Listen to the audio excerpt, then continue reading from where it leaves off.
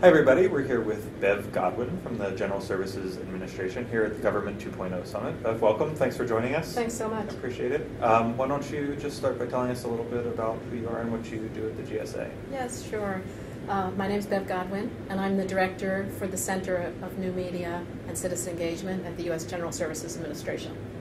And the mission of our center is to make it easy for government agencies to engage with the public, and both easy and desirable for the public to want to engage with government. Okay, perfect. So what are some examples of the kinds of initiatives over the last year or two? The Open Government Initiative has become a major priority for the administration. What are some of the ways that that the GSA is leveraging new tools and technologies to engage with the public? So, new tools and technology have really changed the way the public consumes information. And they want information where and when and how they want it. And so we watch the market of what the new technologies are and how they can be applied in government to work together with the public.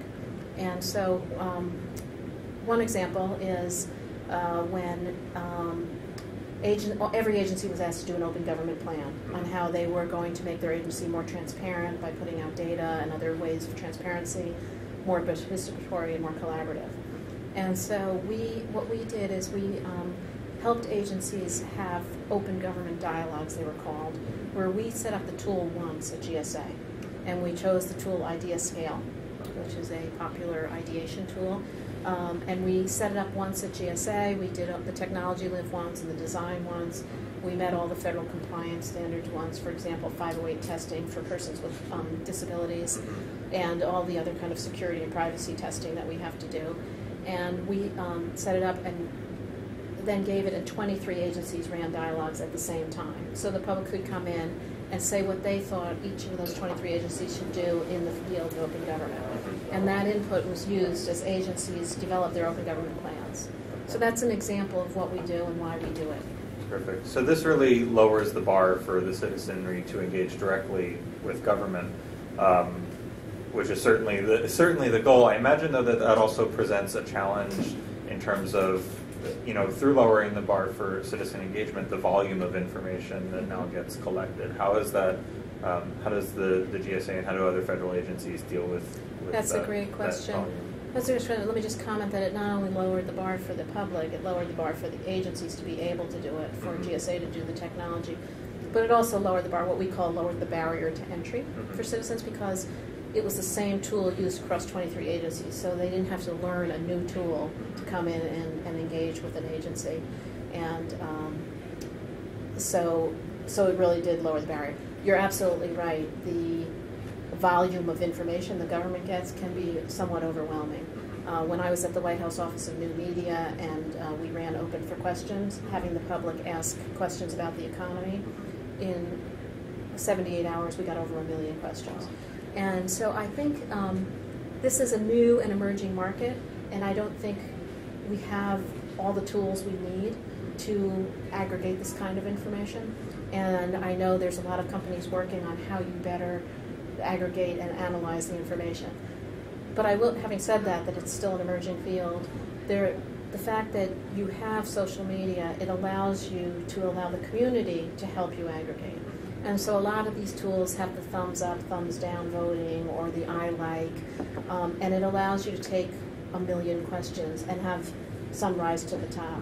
And so in the idea scale, for example, it had the thumbs up, thumbs down, and it allowed those ideas that the public felt strongest about to rise to the top. And so it's not perfect in terms of aggregating this, but it is a huge step in helping the agency. It's not just agency personnel that look at this input. It's first of all, it's transparent to the public to see the input, and they can weigh in on it. They can discuss it and vote on it, and a lot of the tools allow that kind of thing. This is using these new tools is a very new approach for not only obviously for the government, but for the public as well in terms of how they can interact with the government. How do you go about educating the public and creating awareness for the public that these tools are available to them, that they can use to engage directly with government agencies? Well, the tools are new, but they're very common in the consumer marketplace. And so, you look at things like Facebook and YouTube and how many citizens are using them and how quickly they learn them, that we don't really have to teach them how to use the tools. It's almost like they're expecting the government to do that. In terms of how we let them know these opportunities, every agency has the traditional press release and relationships with traditional press, as well as all the new media channels. And so almost every agency has a Twitter account, for example, Sure. their Facebook pages, and they're using those as well to get the word out. And then it really becomes viral, and again, we rely on the public who tell each other about these opportunities. Terrific. I know there's a new platform launching today that we've been talking about here at the Government 2.0 Summit, challenge.gov. Can you tell us a little bit about that? Yes, I am very excited about challenge.gov because it really moves the government from the public dialogue model that I described as the example with IdeaScale to a model of co-creation, where what challenge.gov is a platform where the government puts forth challenges or a problem and invites the public to be solvers of that problem with the government. And so it's a form of a contest where you're putting forth a problem, a challenge, and it could be we need a certain kind of product, it could be we want a process improvement, it could mean we're looking for a new invention to a problem that no one has solved yet. And so it's really an exciting field. It's fairly new for government. Challenges are not new. For example, Charles Lindbergh flying across the Atlantic nonstop was the result of a challenge, the Orteig Prize. And he won that prize in 1927, and it led to sparking the passenger airline industry.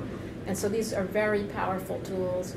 Agencies are just starting in this area, but today we launched challenge.gov with 36 challenges from 16 departments, and there's such a variety of challenges in there, and they range from fairly straightforward video contest, photo contest, poster contest, an infographic contest, to really grand challenges. So, for example, the Department of Energy has a $15 million challenge looking for energy-efficient alternatives to the common light bulb. And then there's fun challenges, like NASA has one called Space Rock Challenge, where your original song could be played as the wake-up song for astronauts. And so, there's some fun and exciting things and some real problems to be solved, and this platform can help with that.